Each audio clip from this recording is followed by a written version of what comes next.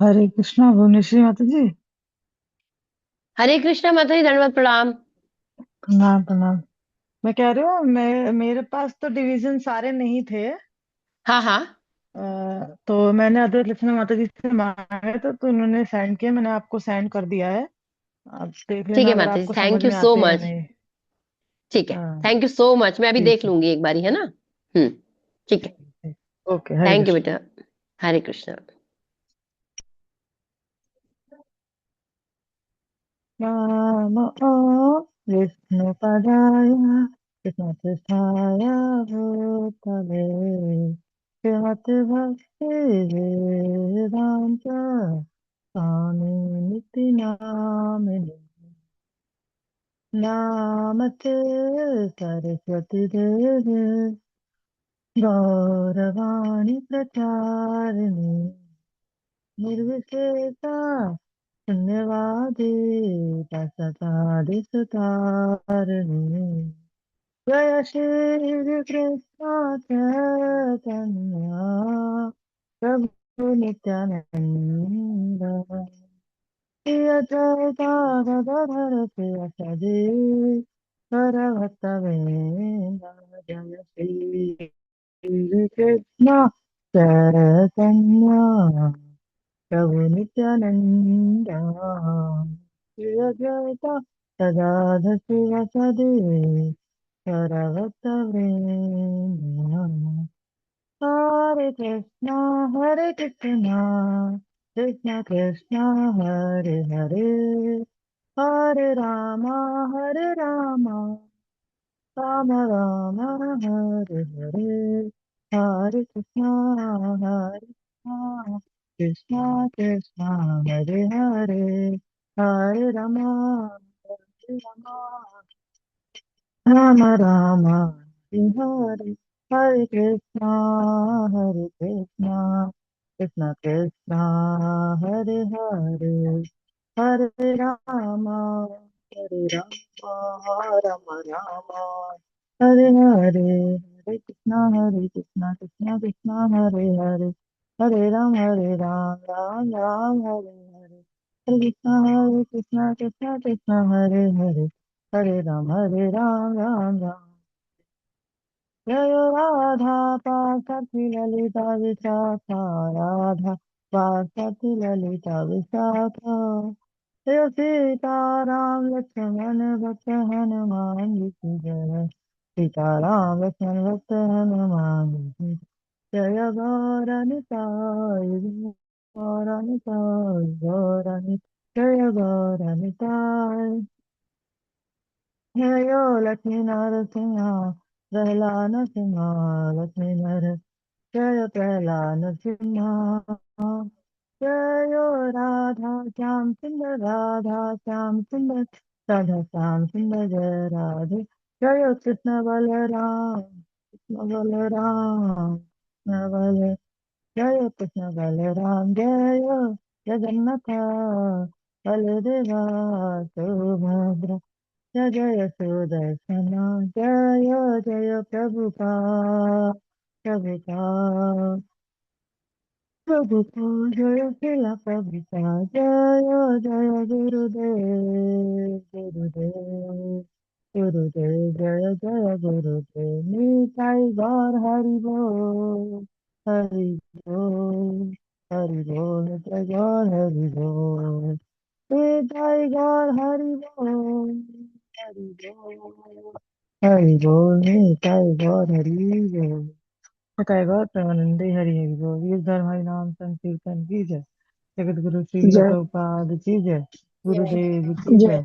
जय समस्त भक्त वृंद की जय। जय कृष्ण प्रिया जय प्रभु जी जय की जय। हरे कृष्ण सरला माता जी की जय जय। हरे कृष्ण जय। सही भक्तों के जय चरणों में कोटि कोटि प्रणाम। हरे हरे हरे कृष्णा प्रभु जी प्रणाम। हरे कृष्णा माता हरे जी कृष्णा प्रणाम। प्रभु जी दंडवत प्रणाम। हरे हरे कृष्णा प्रभु जी, कृष्णा दंडवत प्रणाम प्रणाम। प्रभु जी।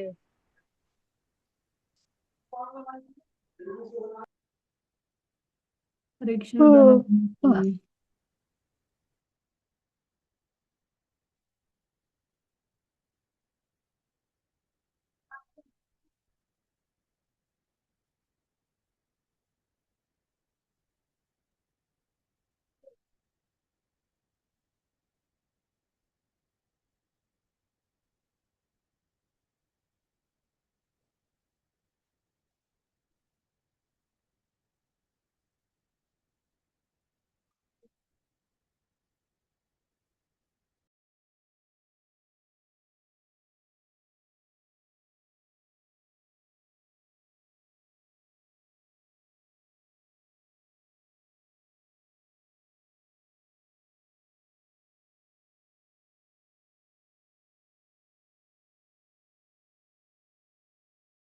हरे कृष्णा गुरु जी धन्यवाद प्रणाम।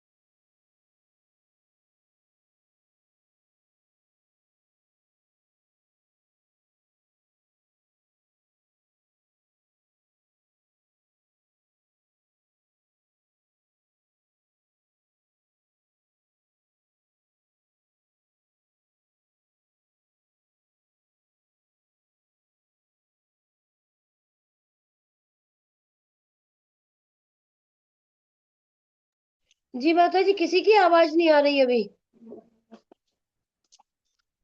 आ रही है माता जी आपकी आवाज। जी।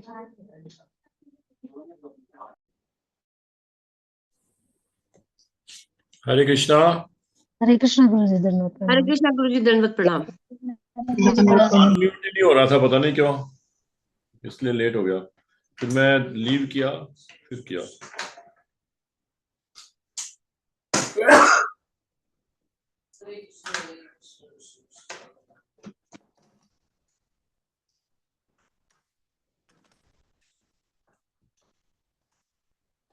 कीर्तन हो गया? यस प्रभु जी, हो गया। चलो ठीक है।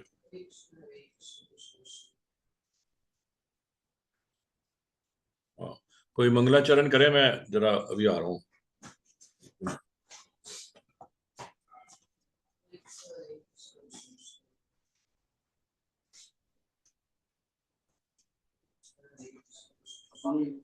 हरे कृष्णा भुवनेश्वरी माता जी, आप कर लो मंगलाचरण। ठीक है माता जी। ओम अज्ञानतिमिरान्धस्य ज्ञानाञ्जनशलाकया चक्षुरुन्मीलितं येन तस्मै श्रीगुरवे नमः।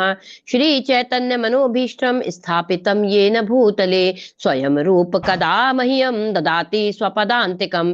वन्देऽहं श्रीगुरो श्रीयुतः पदकमलं श्रीगुरुन् वैष्णवांश श्रीरूपं साग्रजातं सहगण रघुनाथान्वितां तं सजीवं साद्वैतं सावधूतं परिजनसहितं कृष्ण चैतन्य देवं श्री राधा कृष्ण पादान सहगण ललिता श्री विशाखान्वितांश। हे कृष्ण करुणा सिंधु दीन बंधु जगतपते गोपेश गोपिका कांत राधा कांत नमोस्तुते। तप्त कांचन गौरांगी राधे वृंदावनेश्वरी वृषभानुसुते देवी प्रणमामि हरिप्रिये। वाञ्छा कल्पतरुभ्यश्च कृपा सिंधुभ्य एव च पतितानां पावनेभ्यो वैष्णवेभ्यो नमो नमः। जय श्री कृष्ण चैतन्य प्रभु नित्यानंद श्री अद्वैत गदाधर श्री वसादि गौर भक्त वृंद। हरे कृष्ण कृष्ण कृष्ण हरे हरे, हरे राम राम राम हरे हरे। जगत गुरु श्रील प्रभुपाद की जय।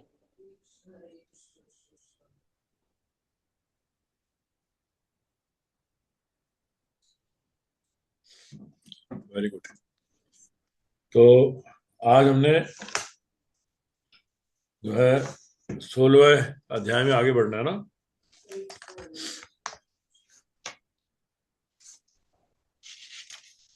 हाँ जी, हाँ जी। दान हो गया था, दम हो गया था, यज्ञ हो गया था। यज्ञ करना है हो गया था, और यज्ञ भी हो गया था, है ना, तीनों चीजें हो गई थी। फिर स्वाध्याय, यहां से शुरू होना है तात्पर्य से, ठीक है? हाँ जी। ठीक कह रहा हूं। स्वाध्याय या वेदाध्ययन ब्रह्मचर्य आश्रम या विद्यार्थी जीवन के लिए। ब्रह्मचारियों का स्त्रियों से किसी प्रकार का संबंध नहीं होना चाहिए। उन्हें ब्रह्मचर्य जीवन बिताना चाहिए और आध्यात्मिक ज्ञान के अनुशीलन हेतु अपना मन वेदों के अध्ययन में लगाना चाहिए। यही स्वाध्याय है। तो ये सब जो है दैवी गुण बताए जा रहे हैं। फिर तपस्या वानप्रस्थों के लिए है। मनुष्य को जीवन भर गृहस्थी नहीं बने रहना चाहिए। उसे स्मरण रखना होगा कि जीवन के 4 विभाग हैं: ब्रह्मचर्य, गृहस्थ, वानप्रस्थ, संन्यास। अतएव गृहस्थ रहने के बाद उसे विरक्त हो जाना चाहिए। यदि कोई 100 वर्ष जीवित रहता है तो उसे 25 वर्ष तक ब्रह्मचर्य, 25 वर्ष तक गृहस्थ, 25 वर्ष तक वानप्रस्थ तथा 25 वर्ष तक संन्यास का जीवन बिताना चाहिए। ये वैदिक अनुशासन के नियम हैं। गृह जीवन से विरक्त होने पर मनुष्य को शरीर, मन तथा वाणी का संयम बरतना चाहिए। यही तपस्या है। समग्र वर्णाश्रम धर्म समाज की ही तपस्या के निमित्त है। तपस्या के बिना किसी की मुक्ति नहीं, तपस्या के बिना किसी को मुक्ति नहीं मिल सकती। इस सिद्धांत की संस्तुति न तो वैदिक साहित्य में की गई है, न भगवद गीता में, कि जीवन में तपस्या की आवश्यकता नहीं है। और यदि कोई कल्पनात्मक विचिंतन करता रहे तो सब कुछ ठीक हो जाएगा। ऐसे सिद्धांत तो उन दिखावटी अध्यात्मवादियों द्वारा बनाए जाते हैं जो अधिक से अधिक अनुयायी बनाना चाहते हैं। यदि प्रतिबंध हो, विधि विधान हो, तो लोग इस प्रकार आकर्षित न हो। अतएव जो लोग धर्म के नाम पर अन्यायी चाहते हैं वे केवल दिखावा करते हैं। वे अपने विद्यार्थियों के जीवनों पर कोई प्रतिबंध नहीं लगाते और न ही अपने जीवन पर। लेकिन वेदों में ऐसी विधि की स्वीकृति प्रदान नहीं की गई। ठीक है, तो एक एक जो गुण है व्याख्या करने हैं। तो तपस्या जो है जरूरी है। तो हमारे जीवन में क्या तपस्या है?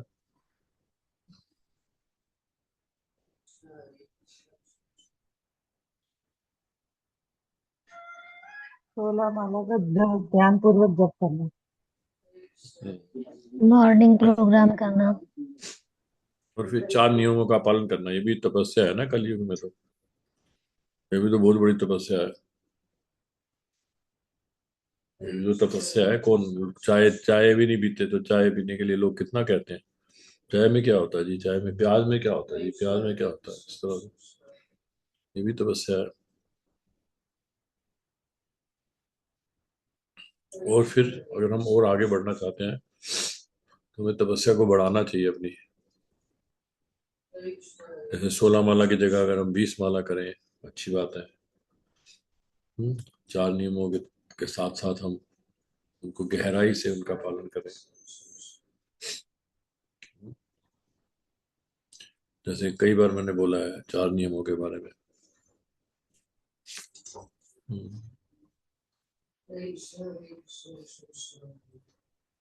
जैसे हम लोग कहते हैं कि हमें अभक्ष्य पदार्थ नहीं लेना चाहिए, या हम भोजन जो करते हैं उसमें प्याज, लहसुन, मांस, अंडा, मीट ये नहीं होना चाहिए।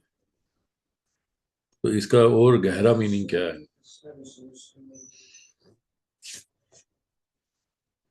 इस तपस्या और को और ये है कि सिर्फ भोग लगा कर ही खाना चाहिए। शाबाश, वेरी गुड, भोग लगा कर ही खाना चाहिए।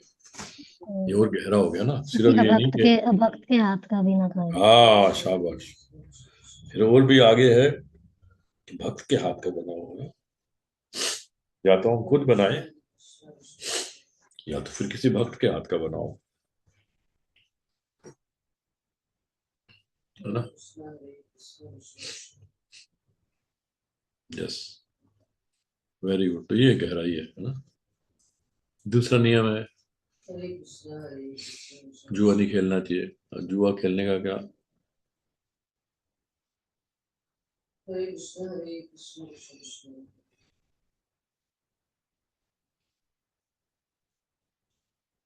जो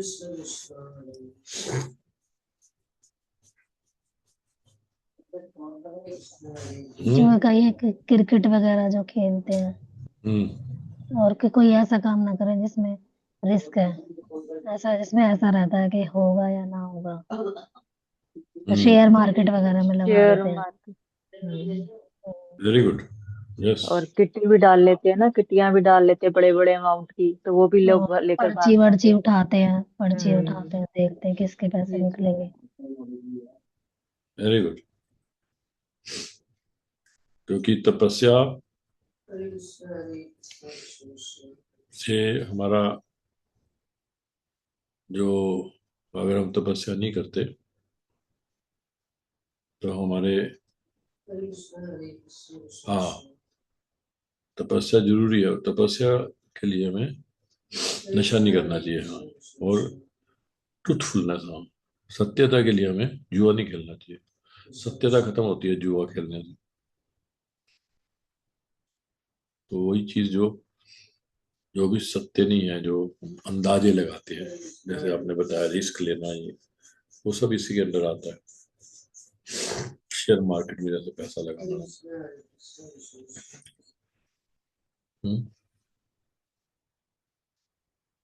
यस, वेरी गुड। तीसरा है इस तरह का, हमें नशा नहीं करना। तो नशा जो है उससे क्या है, जैसे हमने बताया तपस्या नहीं कर पाते, तो नशा किसी तरह का भी नहीं करना हमें। छोटे से छोटा नशा भी नहीं करना, चाय कॉफी, हम्म, सुपारी, पान, चॉकलेट, ये कुछ कोई भी नशा नहीं करना किसी तरह का भी। तो नशा करने से तपस्या नहीं कर पाएंगे, जैसे यहाँ पे तपस्या का वर्णन आया। यस। तो चार नियमों को जितना हम गहराई से पालन करेंगे, जितना ध्यान से 16 वाला जप करेंगे, बहुत अच्छा। तो अगला गुण जो है सरलता। पढ़ो, कौन पढ़ेगा?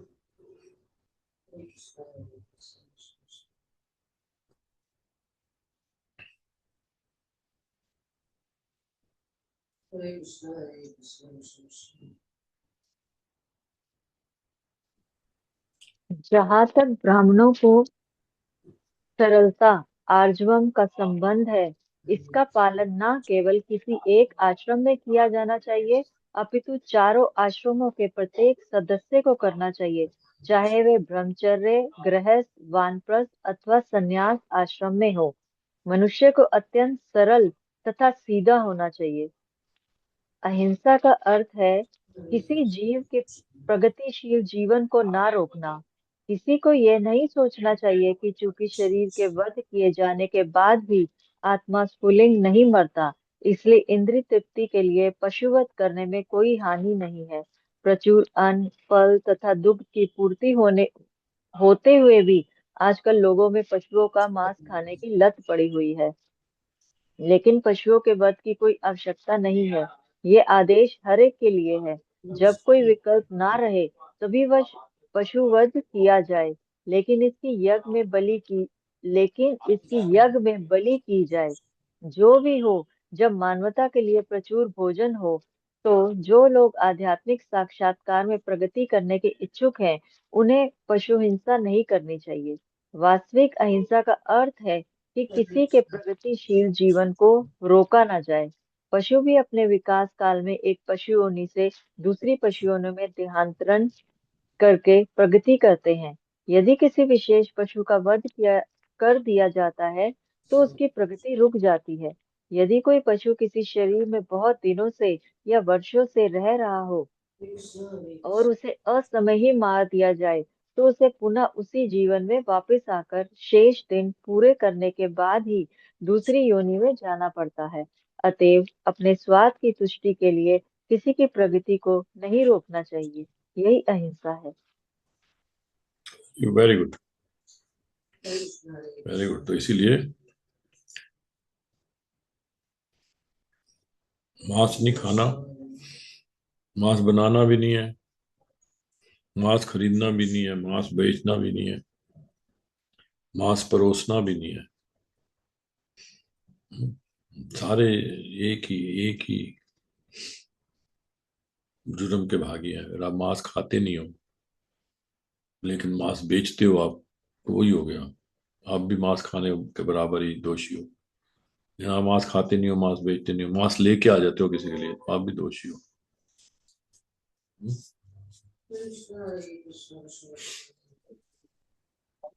हरे कृष्णा। हाँ जी।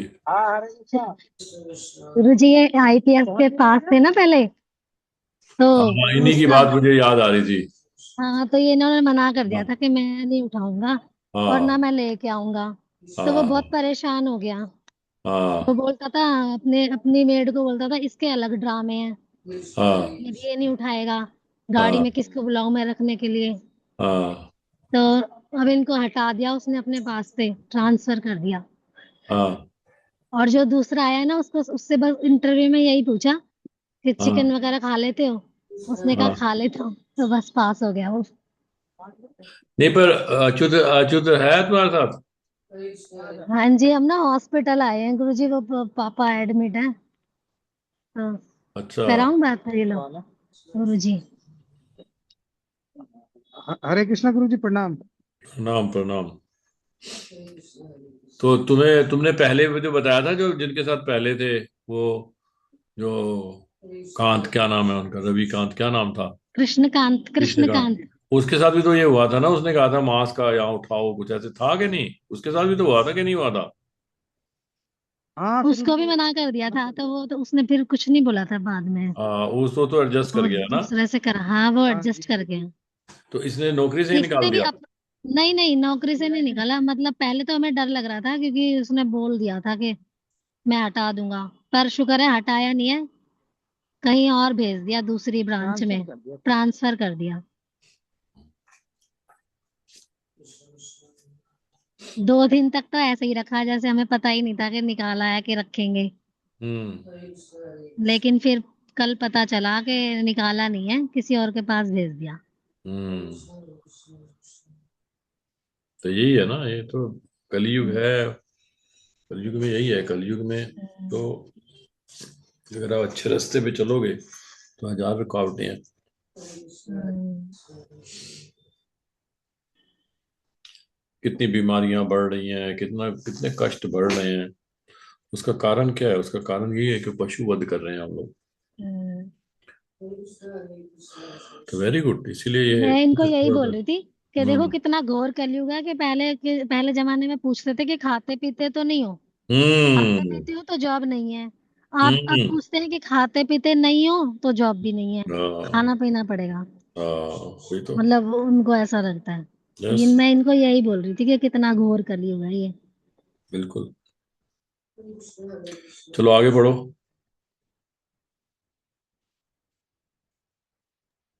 आप पढ़ लो शीतला, किसी पढ़ सकते हो, आप तो उधर हो, आप नहीं पढ़ पाओगे ना। हाँ हरे जी, बस कृष्ण। घर ही पहुंच रही हूँ मैं, बस 5-10 मिनट में। ठीक है। हरे आप कृष्ण पढ़ो। गुरु जी। कौन पढ़े? आप पढ़ो स्वाति, पढ़ो। सत्यम का अर्थ है कि मनुष्य को अपने स्वार्थ के लिए सत्य को तोड़ना मरोड़ना नहीं चाहिए। वैदिक साहित्य में कुछ अंश अत्यंत कठिन है, लेकिन उनका अर्थ किसी प्रामाणिक गुरु से जानना चाहिए। वेदों को समझने की यही विधि है। श्रुति का अर्थ है किसी अधिकारी से सुनना। मनुष्य को चाहिए कि अपने स्वार्थ के लिए कोई विवेचना न गढ़े। भगवत गीता की अनेक टीकाएं हैं, जिसमें मूल पाठ की गलत व्याख्या की गई है। शब्द का वास्तविक भावार्थ प्रस्तुत किया जाना चाहिए और इसे प्रामाणिक गुरु से ही सीखना चाहिए। यस। जैसे मुझे एक कथा याद आ रही है, जैसे मृत्यु हो जाती है तो शमशान घाट में जो है रिश्तेदार वगैरह सब बैठे हैं, तो वहां पे गिद्ध आता है। गिद्ध गिद्ध कहता है, वल्चर कहता है, क्यों बैठे हो आप, क्या कर रहे हो, यहाँ से जाओ अब, है ना? शरीर से क्या मोह करना, आत्मा तो चली गई है, शरीर से क्या मोह, जाओ अब, यहाँ बैठ के क्या कर रहे हो, जाओ, जाओ अब, है ना? शरीर से मोह करना कोई अक्लमंदी नहीं है। आत्मा तो निकल गई है, जिसका आपसे संबंध था वो तो चला गया है, तो ये शरीर है, ये तो, जाओ जल्दी जाओ। फिर थोड़ी देर बाद वो आता है, भेड़िया आता है, भेड़िया, फॉक्स भेड़िया। वो कहता है देखो, जीवन इतना लंबा आपने गुजारा इस व्यक्ति के साथ, तो कुछ याद भी नहीं करोगे? उसके पास बैठ के कुछ याद करो, उसकी बातें याद करो, उसका गुणगान करो। है ये कोई तरीका है? इतने साल इकट्ठे आपने गुजारे और उसको ऐसे फेंक के जा रहे हो। जब तक सूर्य ढलता नहीं है, शाम नहीं होती, अंधेरा नहीं हो जाता, बैठो यहाँ पे, गुणगान करो। अब दोनों ही अपनी अपनी फिलॉसफी बोल रहे हैं, लेकिन सच को तोड़ मरोड़ के बोल रहे हैं। क्यों? क्योंकि गिद्ध को खाना है, जो दिन में खाता है गिद्ध, तो चाहता है जाएं और मैं अपना खाना शुरू करूं। वो गीदड़ जो है वो रात को खाता है, वो सोचता है कि रात तक सुरक्षा रहे, जो मांस है सुरक्षित रहे, तो ये बैठे रहेंगे तो सुरक्षित रहेगा, कोई खाएगा नहीं, और रात को बस मैं खा लूंगा। समझ गए? तो यही है, जैसे मनुष्य को चाहिए कि अपने स्वार्थ के लिए कोई विवेचना न गढ़े। भगवद गीता की अनेक टीकाएं हैं जिसमें मूल पाठ की गलत व्याख्या की गई है। शब्द का वास्तविक भावार्थ प्रस्तुत किया जाना चाहिए और इसे प्रमाणिक गुरु से ही सीखना चाहिए। है ना? ऐसे ही जो भगवद गीता में भी टीकाएं अपने मतलब के लिए, अपने स्वार्थ के लिए उसका विवेचना गढ़ दी गई है अपने हिसाब से। आगे बढ़ो, स्वाति जी आप पढ़ो आगे। जी प्रभु जी। अक्रोध का अर्थ है क्रोध को रोकना।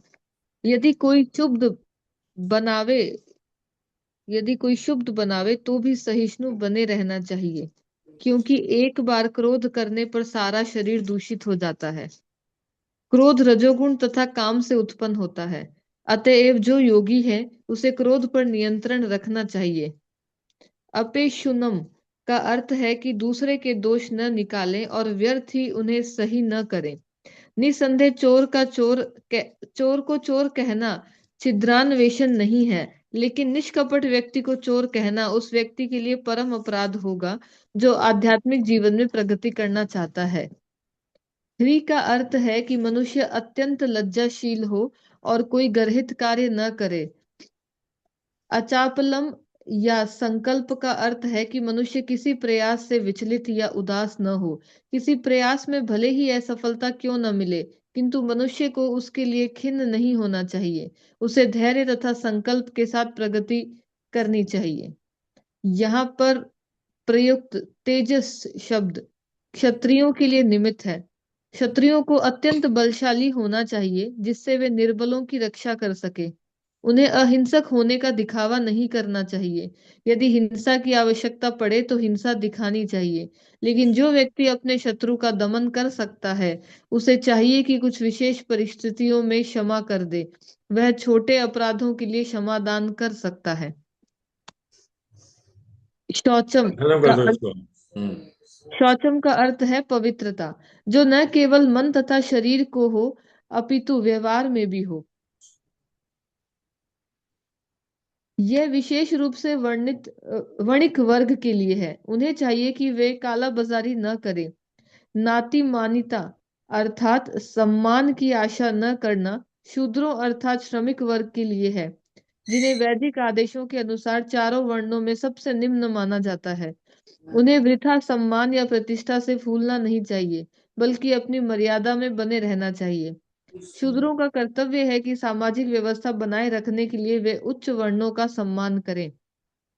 यहाँ पर वर्णित 26 गुण दिव्य हैं। वर्णाश्रम धर्म के अनुसार इनका आचरण होना चाहिए। सारांश यह है कि भले ही भौतिक परिस्थितियां शोचनीय हो, यदि सभी वर्णों के लोग इन गुणों का अभ्यास करें तो वे क्रमशः आध्यात्मिक अनुभूति के सर्वोच्च पद तक उठ सकते हैं। हरे कृष्ण। Very good. तो प्रभुपा जी आखिर में ये बोल रहे हैं कि भले ही परिस्थितियां शोचनीय है ना, अभी तो परिस्थितियां तो बेकार है बिल्कुल, है ना।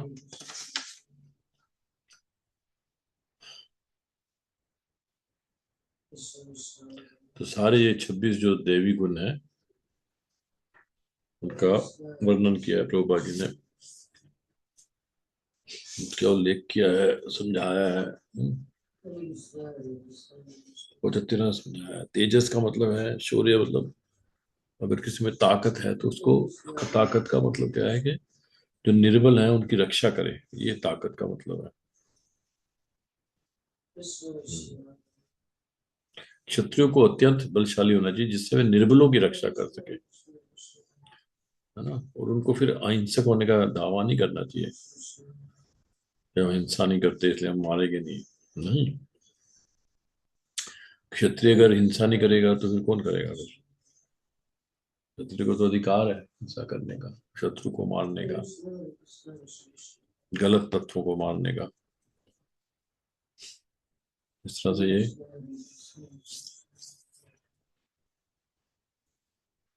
26 गुण है।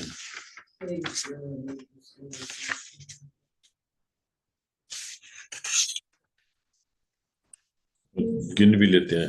निर्भयता 1, 2, 3, 4, 5, 6, 7, 8, 9, 10, 11, 12, 13, 14, 15, 16, 17, 18, 19, 20, 21, 22, 23, 24, 25, 26, पूरे 26 गुण है।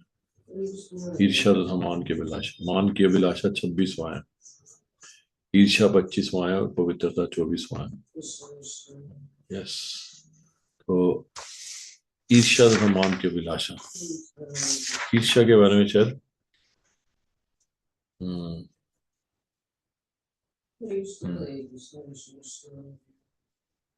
ईर्ष्या के बारे में ज्यादा नहीं बोला इसमें, लेकिन मान की अभिलाषा तो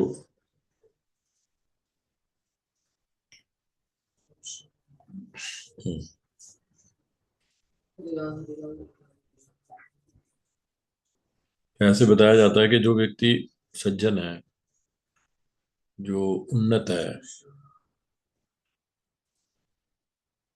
उसकी अगर आप तारीफ करो ना, तो वो सोचता है ये कितना सज्जन व्यक्ति है, मेरी तारीफ कर रहा है, ये कितना अच्छा व्यक्ति है वो। तो वो तारीफ करने वाले को अच्छा समझता है। और किसी निम्न व्यक्ति, शूद्र है, जो शूद्र है ना, उसकी आप तारीफ करो, वो सोचता है कि मेरे में कुछ है जो मेरी तारीफ कर रहा है, ये मेरी जो इज्जत कर रहा है, मेरे में कुछ है तभी तो इज्जत कर रहा है ये। समझ रहे हो? ये सटल है, सूक्ष्म। आपको समझ आ गई भुवनेश्वरी जानकी माता जी?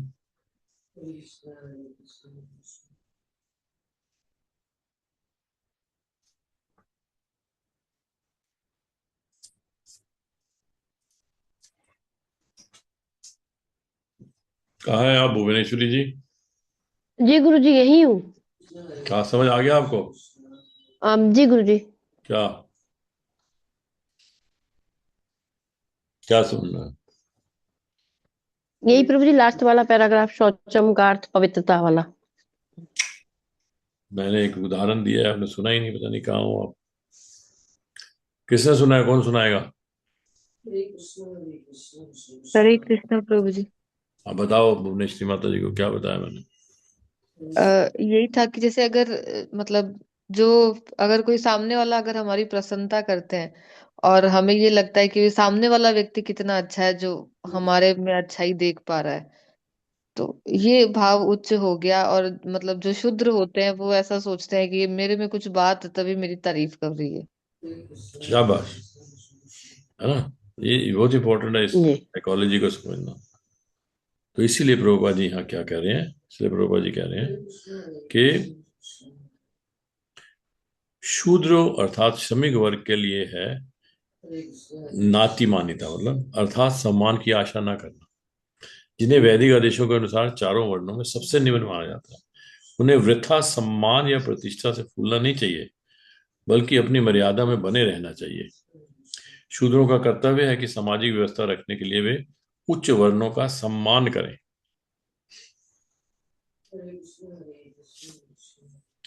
कलो शूद्र संभव, कलयुग में तो सब शूद्र ही शूद्र है, तो हमें, हमारी अगर कोई तारीफ करता है तो हमें सोचना चाहिए ये उसमें गुण है यार, वो मेरे जैसे व्यक्ति में कोई गुण देख रहा है, ये होना चाहिए भाव। ये है सूक्ष्म भाव।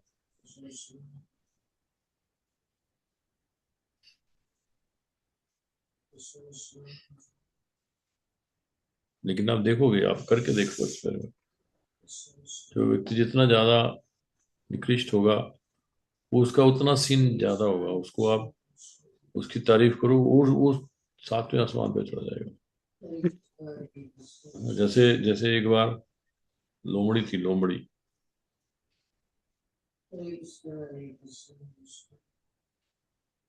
थी, किसी दवाई में ना उसकी लैट्रिन की जरूरत पड़ गई, कोई दवाई बनानी थी, लैट्रिन की जरूरत पड़ गई। तो लोमड़ी को पता लगा कि इनको लैट्रिन चाहिए मेरी, तो वो तो पहाड़ पे चढ़ गई जाके, कहती मैं तो आज लैट्रिन ही नहीं करूंगी, मेरी लैट्रिन कितनी कीमती है।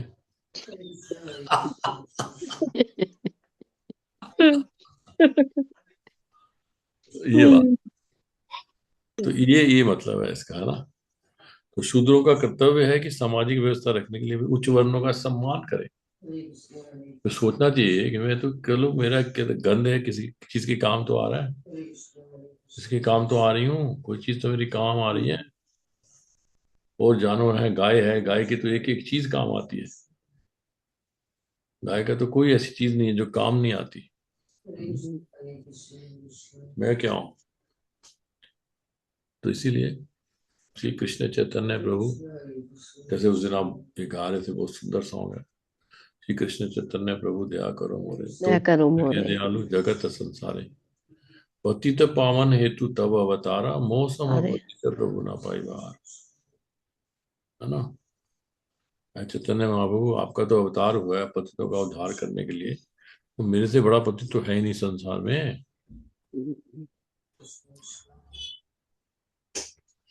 तो ये भाव जो है ये होना चाहिए।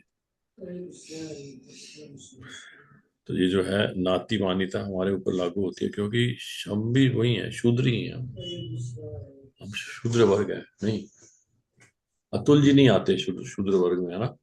कहाँ है अतुल जी? आए आज? अतुल जी आए हैं कि नहीं? अतुल नहीं आए आज। अतुल जी कहाँ रह गए आज? रोज आते हैं। यस। आपका क्या विचार है भुवनेश्वरी माता जी? आप सही कह रहे हैं गुरुजी। हमें कोई हमारी प्रशंसा करे तो हमें मतलब ये फूलना नहीं चाहिए, ये सोचना चाहिए कि अच्छा इसने प्रशंसा भी की तो क्या हम इस लायक है क्या, मतलब हम तो अभी किसी लायक नहीं है। यस। और ये कलयुग में जो प्रभुपाद जी कह रहे हैं शूद्र और श्रमिकों के लिए है ये, तो हम सब वही हैं, कलो शूद्र संभवा, हम सब शूद्र हैं। कैसे शूद्र हैं? कैसे शूद्र हैं? सबके सब बताओ। विचारों से शूद्र हैं, खान पान से शूद्र हैं, यस यस। खाली जात से शूद्र होने से शूद्र नहीं होते हैं, हम अपने कर्मों से, अपने क्या आचरण अंतर से है? कोई शूद्र। बताएगा ब्राह्मण में, क्षत्रिय में, वैश्य में, शूद्र में क्या क्या अंतर होता है? बताओ। ब्राह्मण कौन होता है? किस व्यक्ति को ब्राह्मण कहेंगे? ब्राह्मण जो गुरुजी काम करते हैं, यजन और याजन का। क्या? कौन? जो केवल पठन पाठन यजन याजन का काम करते हैं, हाँ नौकरी नहीं करते हैं। हाँ। मधुकरी आजकल तो मांग के सब अपने कोई जीवन का नौकरी यापन करते कमाई हैं। हाँ करते हैं। हाँ। ब्राह्मण जो होता है वो जो अलौकिक शक्तियां हैं उनसे डील करता है। उनके पास अलौकिक शक्तियां होती हैं, उनके पास मंत्रों की सहायता से वो अलौकिक शक्तियों को टैप कर लेते हैं। ब्राह्मण बहुत ताकतवर होते हैं। शास्त्रों में देखो, ब्राह्मण बहुत ताकतवर होते हैं। जब सुदामा ब्राह्मण थे, जब गए तो द्वारका में भगवान कृष्ण ने आदेश दिया हुआ था कि ब्राह्मण को नहीं रोको। 7 द्वार थे, राजा तक पहुंचने से पहले 7 द्वार पार करने होते थे। तो कृष्ण का उपदेश था कि कोई ब्राह्मण आ गया तो उसको नहीं रोकना। कोई किसी की ताकत नहीं थी, किसी गार्ड की ताकत नहीं थी कि ब्राह्मण को रोक ले। तो इसी तरह से सुदामा सीधा अंतर ग्रह में पहुंच गया था, जहां भगवान अपने रानी के साथ बैठे हुए हैं, बिल्कुल बिल्कुल अंदर का। ब्राह्मणों को अधिकार था, क्योंकि ब्राह्मण सर्वोच्च है, ब्राह्मण बहुत अलौकिक शक्तियां रखते हैं ब्राह्मण, कुछ भी दे सकते हैं किसी को भी। अंगिरा ऋषि आए राजा चित्रकेतु के पास, कोई संतान नहीं थी। राजा अंगिरा ऋषि ने कहा नो प्रॉब्लम, यज्ञ करो। यज्ञ की खीर निकली, उसमें से खीर दी राजा को, बोलो अपनी सबसे बड़ी रानी को दे देना है। जैसे ही उन्होंने रानी को खीर खिलाई, गर्भवती हो गई वो। 1 करोड़ रानियां थी, वो बांझ थी सारी की सारी। भागवतम में कथा आती है, 6ठे स्कंद में पढ़ लो आप। 1 करोड़ रानियां जो हैं बांझ, एक भी संतान नहीं है, लेकिन अंगिरा ऋषि आए, खीर दी, गर्भवती हो गई। ये है ब्राह्मण। ब्राह्मण ये होते हैं। ब्राह्मण है नहीं, अभी आपको नहीं मिलेंगे समाज में ब्राह्मण। ब्राह्मण बहुत शक्तिशाली होते हैं, इसलिए क्षत्रिय उनसे नीचे आते हैं। क्षत्रिय ब्राह्मणों का कभी भी वो नहीं करते, क्योंकि वो उनके अलौकिक शक्तियां नहीं होती ब्राह्मणों, क्षत्रियों के पास। उनके पास जो शक्ति होती है, उससे वो मनुष्यों को कंट्रोल कर सकते हैं, मनुष्य के ऊपर शासन कर सकते हैं, इतनी शक्ति होती है। एक राजा जो है हजारों हजारों मनुष्यों के ऊपर होता है, क्योंकि वो शासन कर सकता है, उसमें ये शक्ति होती है, तेज होता है।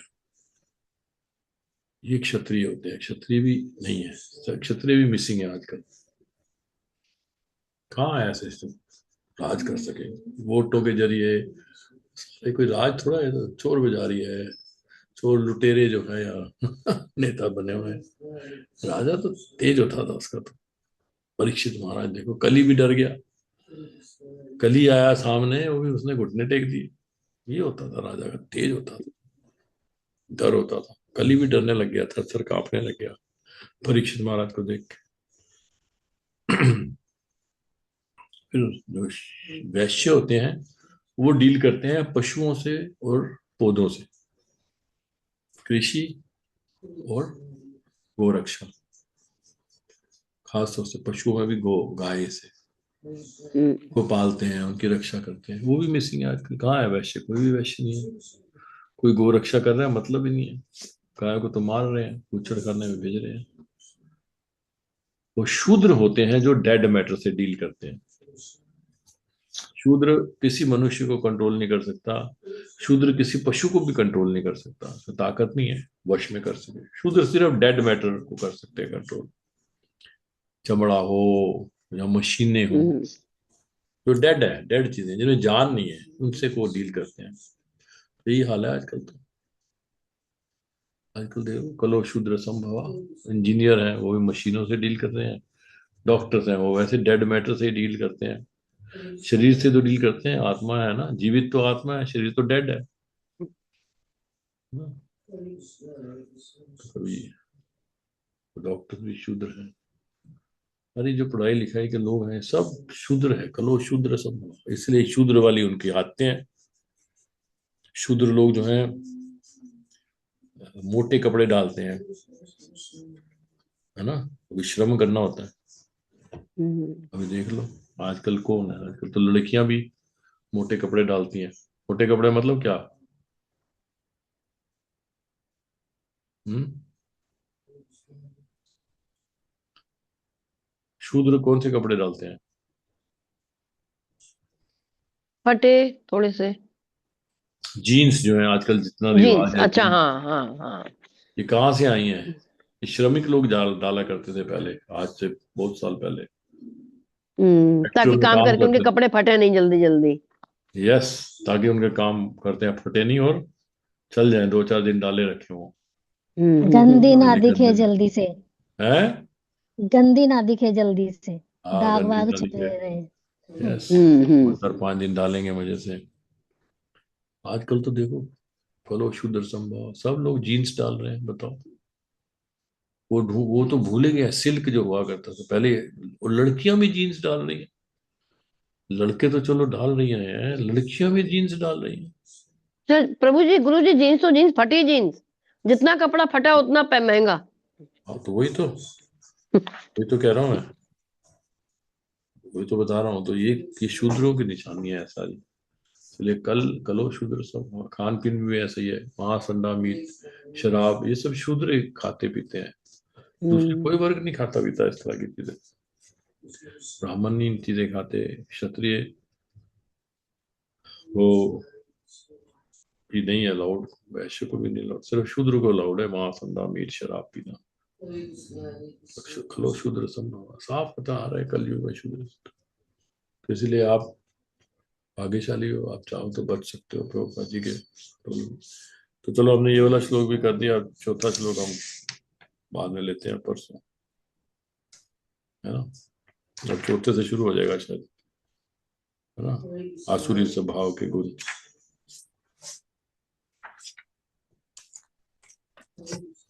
Okay ji Gurudev. Okay, thank you. अच्छा कल्पो कृपा सिंधुवे कृपा सिंधुमेव च पतितानां पावनेभ्यो वैष्णवेभ्यो नमो नमः। श्रवोवाद की जय। जय हरे कृष्ण प्रभु जी की जय। जय। जय सुरभला माता जी की जय। कक्षा में आए सभी भक्तों की जय। हरे कृष्णा हरे कृष्ण प्रभु जी दंडवत प्रणाम। हरे कृष्ण प्रभु जी, दंडवत दंडवत प्रणाम गुरु जी। दंडवत प्रणाम।